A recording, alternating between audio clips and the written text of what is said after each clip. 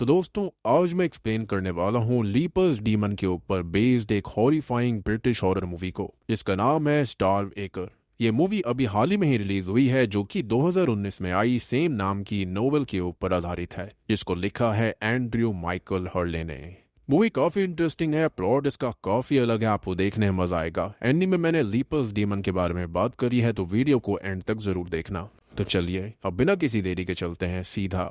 Video की तरफ। तो कहानी की शुरुआत में हम ओवन नाम के एक बच्चे को देख पाते हैं जो कि सोने के लिए अपने बिस्तर पर जा रहा था, जिस दौरान वो अपनी माँ जूलियट से कहता है कि मुझे बार बार कोई आवाज सुनाई दे रही है, जो आवाज जूलियट को बिल्कुल भी नहीं सुनाई दे रही थी, जिस वजह से वो ओवन की बातों को इग्नोर करके उसे सोने के लिए बोलती है। तभी अगले दिन हम जूलियट को अपने हस्बैंड रिचर्ड के साथ पार्क में बैठा हुआ देख पाते हैं, जहाँ पर कुछ ही दूरी पर ओवन दूसरे बच्चों के साथ खेल रहा था। दोनों एक दूसरे से बातें कर रहे होते हैं, जिस दौरान हमको पता चलता है कि दोनों कुछ ही समय पहले इस जगह पर अपने बेटे ओवन के साथ शिफ्ट हुए थे और इस जगह का नाम स्टार्व एकर होता है और ये रिचर्ड के डैड नील की जगह थी जहाँ पर रिचर्ड का बचपन बीता था। लेकिन रिचर्ड के लिए अपना बचपन कोई याद करने वाला पल नहीं था क्योंकि उसके डैड बहुत ही ज्यादा टॉक्सिक थे, इसलिए रिचर्ड का पूरा बचपन किसी ट्रॉमा से कम नहीं था जिसके बारे में वो बात भी नहीं करना चाहता था। अब रिचर्ड ये सारी बातें जूलियट को बता ही रहा होता है कि तभी सामने लोगों की भीड़ जमा हो जाती है, जहाँ जाकर देखने पर उनको पता चलता है कि ओवन ने पार्क के किसी हॉर्स की आंख के अंदर एक स्टिक डाल दी थी जिससे कि वो घोड़ा अबंधा हो चुका है और दर्द से तड़प रहा था। जिसके बाद ओवन को उसके पेरेंट्स पार्क से लेकर चले जाते हैं और उस वक्त हमको पता चलता है कि ओवन को एस्थमा की दिक्कत भी थी। अब आगे घर जाकर दोनों आपस में बात करने लगते हैं कि ओवन ने आखिर ऐसा क्यों किया और वह ऐसा बर्ताव क्यों कर रहा है। हालांकि ये हादसा गलती से भी हो सकता था, लेकिन ओवन यहाँ पर इस गलती को लेकर बिल्कुल भी डरा नहीं था और उसके चेहरे पर कोई भी पछताव वाले भाव नजर नहीं आ रहे थे। वो साफ साफ बोल रहा था कि ओवन ने ये जानबूझकर किया है। यही सोचकर दोनों उसको डॉक्टर के पास लेकर जाते हैं, जहाँ पर सभी बातें जानने के बाद डॉक्टर उनसे ये कहता है कि शायद आप लोग नई जगह पर शिफ्ट हुए हो और इसी वजह से आपका बेटा एग्रेसिवली बिहेव कर रहा होगा। जिस पर जूलियट ये कहती है कि ओवन बार बार ये कहता रहता है कि उसे जैक ग्रे की आवाजें सुनाई देती हैं और यही वो आवाज है जो कि ओवन से ये सब करवा रही थी। रिचर्ड जैक ग्रे का नाम सुनकर अचानक से शांत हो जाता है और डॉक्टर जूलियट की बातों को नहीं समझ पाते कि वो कहना क्या चाह रही है। अब जूलियट तब ये गौर कर लेती है कि जैक ग्रे का नाम सुनकर रिचर्ड के एक्सप्रेशंस पूरी तरह बदल गए थे और इसी वजह से वो घर पहुंचकर रिचर्ड से जैक ग्रे के बारे में पूछती है कि आखिर वो है कौन, उसके एक्सप्रेशंस क्यों चेंज हो गए उसका नाम सुनकर। जिस पर वो जवाब देता है कि जैक ग्रे सिर्फ एक मिथिकल कैरेक्टर है जो कि पुराने लोगों ने बच्चों को डराने के लिए बनाया था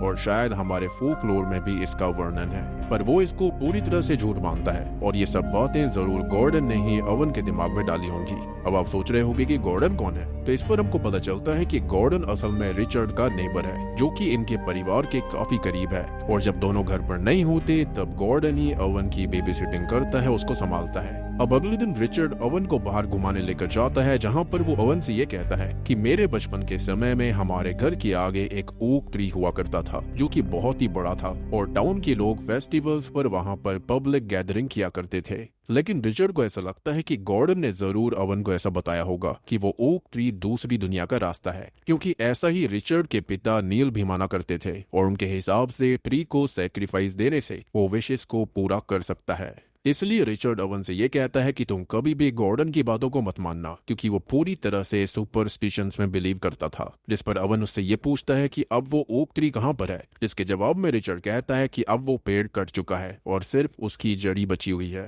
अब अगले दिन में हम नोटिस कर पाते हैं कि जूलियट को अपने आसपास का माहौल बहुत ही अजीब सा लगता है। उसको अजीब से विजन्स आ रहे थे और वो कहीं पर हिप्नोटाइज सी हो जाती है, कहीं पर खो जाती है, जिसके चलते होता यह है कि हम नोटिस करते हैं कि अचानक से उसके पीछे खड़ा हुआ ओवन नीचे गिर पड़ता है, जो कि बहुत ही अजीब बात थी और ये सारी चीजें जूलियट को समझ में नहीं आती, ना ही उसे सुनाई देती। लेकिन जैसे ही वो स्नैप आउट करती है वो नोटिस करती है कि उसका लड़का ओवन नीचे गिर चुका था और उसे बहुत ही भयानक एस्थमा अटैक आया था, जिसके बाद उसे गॉर्डन और जूलियट हॉस्पिटल लेकर जाते हैं, जहां पर हमको पता चलता है कि उसे एस्थमा अटैक आया था और उसी वक्त उसे हेल्प ना मिलने की वजह से उसकी मौत हो गई है। जी हाँ, ये सुनकर जूलियट और रिचर्ड के पैरों तले जमीन खिसक जाती है और एक ही पल में दोनों की दुनिया मानो तबाह हो गई थी। अब उस दिन के बाद से दोनों एक दूसरे से दूर रहने लगे थे, जहाँ पर जूलियट हमेशा अकेले कमरे में बंद रहती थी। वहीं रिचर्ड ओवन के दुख को भुलाने के लिए अपने आर्कियोलॉजी रिसर्च पर काम करने लगता है, क्योंकि पेशे से वो एक आर्कियोलॉजिस्ट होता है। अब उस वक्त वो एक रैबिट के फॉसिल के ऊपर रिसर्च कर रहा था और उसका पूरा दिन उसी में बीत रहा था।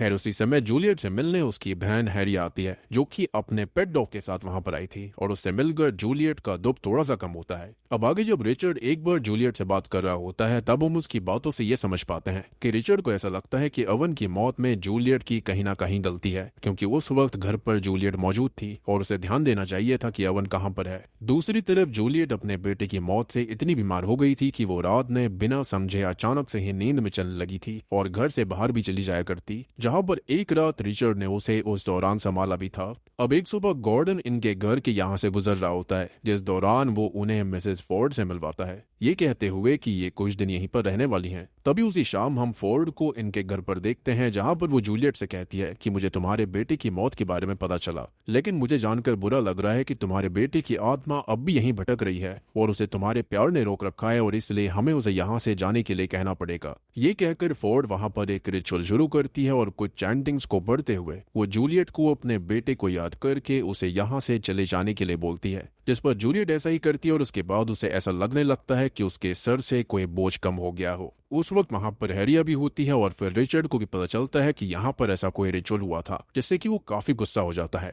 अब उस वक्त तक रिचर्ड को उस रैबिट के सभी स्केलेटन पार्ट्स भी मिल जाते हैं और वो अपने पास रखकर उन पर स्टडी करने लगता है, जिस दौरान उसे बहुत ही शॉकिंग चीज देखने को मिलती है कि रैबिट के स्केलेटन पर अपने आप मीट और फ्लैश आ रहा था, यानी कि एक तरह से वो डेड रैबिट जिंदा हो रहा था, या फिर ये कहें कि फॉसिल जिंदा होने वाला था। ये बात वो अपने कलीग स्टीवन को भी बताता है, लेकिन उसे उसकी बातों पर जरा भी विश्वास नहीं था, क्योंकि ऐसा होना इम्पॉसिबल है। उल्टा वो उसको कहता है कि शायद ये रैबिट का स्केलेटन पूरी तरह से डीके हुआ ही नहीं होगा और इसलिए अभी भी इस पर फ्लैश दिख रहा होगा। लेकिन रिचर्ड इस बात को मान नहीं सकता था, क्योंकि उसने खुद ही उस स्केलेटन को जमीन से निकाला था। अब इस रैबिट के वापस जिंदा होने का प्रोसेस यहाँ पर नहीं रुकता। जैसे जैसे दिन आगे बढ़ते हैं वैसे वैसे स्केलेटन पर और भी फ्लैश और वेन्स आने लगती हैं, और एक दिन तो रिचर्ड क्लियरली उस रैबिट का हार्ट भी पंप होते हुए देख पाता है। अब ऐसे ही लगभग एक हफ्ते बीत जाता है और फाइनली वो एक दिन स्केलेटन पूरी तरह से जिंदा रैबिट बन गया था, जो कि पूरी तरह से अलाइव था, मूव कर पा रहा था। इसको देखकर रिचर्ड को समझ में नहीं आता कि ये आखिर है क्या और ये सब हुआ कैसे, और इसलिए वो डर कर उस रैबिट को छुपाने लग जाता है। पर तभी वहां जूलियट आ जाती है और वो उस रैबिट को देख लेती है, लेकिन शॉकिंगली सरप्राइज होने के बजाय वो उस रैबिट को बहुत प्यार से देखती है, जैसे कि वो उसका बच्चा हो। मे बी जूलियट उसके अंदर अवन को देख रही थी। जो भी हो, इतना तो साफ था कि जूलियट उस रैबिट को प्यार करने लगी थी, और वो भी इस हद तक कि वो उसे बिल्कुल अपने बच्चे की तरह पाल रही थी, जो कि बहुत ही वियर्ड था। और इससे रिचर्ड और जूलियट के बीच जो भी दूरी आ रही थी वो भी पूरी तरह खत्म हो जाती है। उसी रात फिर रिचर्ड जूलियट को बताता है कि बचपन में इसी फील्ड में उसके डैड उसे पूरी तरह बिना कपड़ों के खड़ा करवाया करते थे, और जब तक उसका शरीर नीला नहीं पड़ जाता वो उसको वहीं पर खड़े रहने दिया करते। और मेरे हिसाब से रिचर्ड के पिता ऐसा इसलिए करते होंगे क्योंकि उनको ओक ट्री वाले सैक्रिफाइस पर भरोसा था, और जैसा रिचर्ड ने बताया था कि उसके पिता उसके साथ अच्छा बर्ताव नहीं करते थे, तो इससे समझा जा सकता है कि रिचर्ड के पिता उसे सैक्रिफाइस करना चाहते थे, लेकिन ऐसा हुआ नहीं।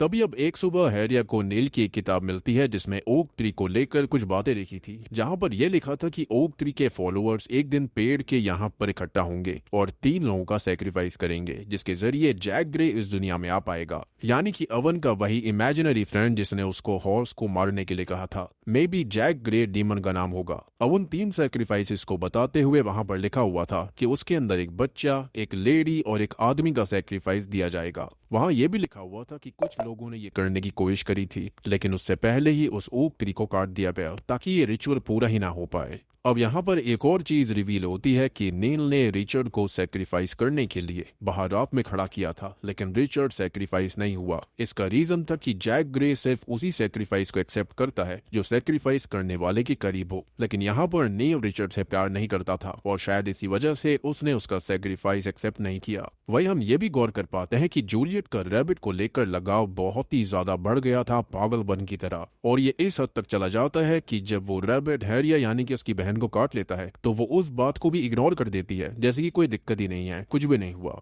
तभी दूसरी तरफ रिचर्ड ओक ट्री की जड़ों को यानी कि रूट्स को ढूंढ रहा था, और उस जगह को खोद कर पेड़ की रूट्स को वो बाहर ले आता है, जिसको देखने वहां पर स्टीव भी आ गया था। तभी हैरिया को ऐसा विजन आता है कि स्टीव उस रैबिट को छीनने आया है, और इसी विजन में वो चाकू लेकर उसे मार डालती है, लेकिन उससे भी अजीब बात यह होती है कि इससे रिचर्ड को कोई भी फर्क नहीं पड़ता कि उसकी आंखों के सामने ही खून हो चुका था। जिसके बाद गॉर्डन और फोर्ड मिलकर स्टीव की डेड बॉडी को उसी फील्ड में दफनाने लग जाते हैं। उसी दौरान हम दूसरी तरफ रिचर्ड और जूलियट को एक साथ देखते हैं, जहां पर वो हैरिया को अपने कमरे में बुलाते हैं और रैबिट को दिखाने के बहाने से उसके सर पर पीछे से हथौड़ा मार देते हैं, जिस वजह से हैरिया की वही मौत हो जाती है, यानी कि अपनी खुद की बहन को मार डाला। जिसके बाद जूलियट रिचर्ड से कहती है कि फाइनली हम जैक ग्रे को इस दुनिया में ले आए। जी हाँ, और फिर वो रैबिट को ब्रेस्ट फीड कराने लगती है और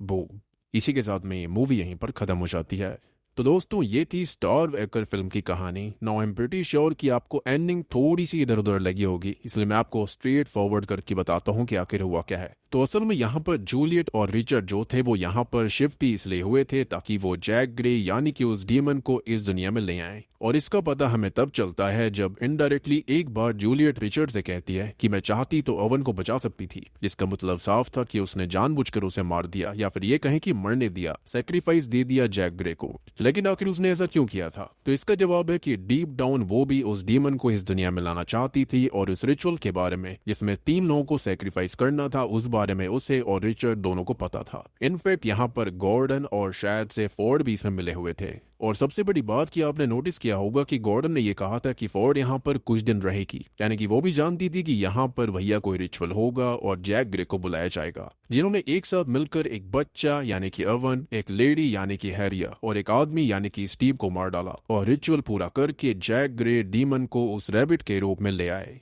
जिससे कि अब वो अपनी विश को पूरा कर सकते हैं। अब आप यहाँ पर सोच रहे होंगे कि फिर जूलियट और फोर्ड का वो ओवन की स्पिरिट को हमेशा के लिए चले जाने के लिए कहना क्या था? तो मेरे हिसाब से ऐसा इसलिए था क्योंकि ओवन की मौत के बाद जूलियट उससे बाहर नहीं आ पा रही थी, क्योंकि वो उसकी माँ थी। उसने सेक्रीफाइस तो दे दिया, लेकिन उसे अपने बच्चे से बहुत प्यार था। या फिर ये भी हो सकता है कि शायद वहां पर वाकई में ओवन की आत्मा भटक रही होगी, और रिचर्ड ने जिस रैबिट के फॉसिल को बाहर निकाला था माइट भी उसके अंदर ही जैक ग्रे को बुलाया गया, और इसी के चलते तो उसके अंदर अपने आप ही फ्लैश, बोन्स और वीन्स वगैरह बननी शुरू हो गई थी और अल्टीमेटली वो जिंदा हो गया। यही तो रीजन था कि जूलियट बिल्कुल भी शॉक नहीं थी ये सब देखकर, क्योंकि वो भी समझ गई थी कि जैक ग्रे आ चुका है। और आपने ये भी सोचा होगा कि बचपन में रिचर्ड का सैक्रिफाइस क्यों एक्सेप्ट नहीं करा गया? तो देखो, सबसे जरूरी बात यह होती है कि प्यार का होना बहुत जरूरी था, और ओवन का सैक्रिफाइस इसलिए ही ले लिया जैक ग्रे ने क्योंकि उसके अंदर सच में रिचर्ड और जूलियट उससे प्यार करते थे, ना कि नील की तरह जो कि रिचर्ड से प्यार नहीं करता था और वो उसको सैक्रिफाइस करने चला था।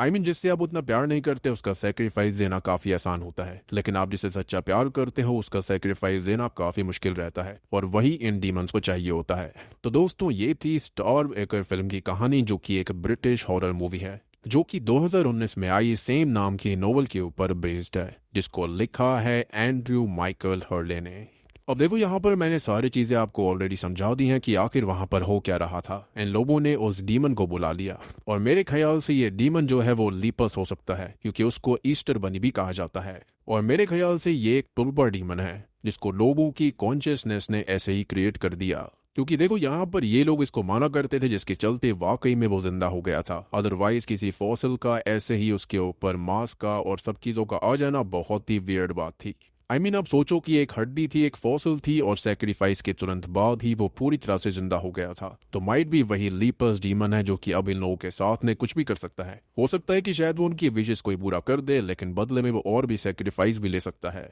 अब देखो, जो लीपर्स है वो बहुत ही पावरफुल और डिमोनिक क्रीचर है, जो कि सेक्रीफाइस के चलते, रिचुअल्स के चलते ऑफरिंग के अंदर चिल्ड्रंस को, एग्स को, रैबिट और हेयर्स को लेता है, जो कि सभी फर्टिलिटी को दर्शाते हैं, और सेक्रीफाइस के बदले में वो बहुत सारे क्रॉप्स को और फर्टिलिटी को देता है। सोच रहे होंगे कि यहाँ पर इसको वापस से क्यों बुलाया गया था? तो देखो, जैसे जैसे समय बीतता गया, ह्यूमैनिटी ने सेक्रीफाइस करना, रिचुअलिस्टिक चीजें करना बंद कर दिया था, जिसके चलते लीपर्स की शक्ति धीरे धीरे कम होती चली गई, और अल्टीमेटली लीपर्स एक पावरफुल डीमन से घटकर बहुत ही प्यारा सा एक रैबिट बन गया था, जिसके चलते यहाँ पर उसको रैबिट के रूप में ही दिखाया गया है। एंड माइट भी अब उसको सेक्रीफाइस मिल गया है, तो वो धीरे धीरे काफी ताकतवर अपने असली रूप में भी आ सकता है। साथ ही साथ यहाँ पर एनिमल क्रुएल्टी और ये सब चीजें भी दिखाई गई हैं। तो उम्मीद करता हूँ कि आपको ये फिल्म पसंद आई होगी। पसंद आई है तो वीडियो को लाइक कर देना, चैनल के ऊपर नए हैं तो सब्सक्राइब कर लीजिए। तो मैं आप सबको मिलता हूँ अगली वीडियो के साथ में।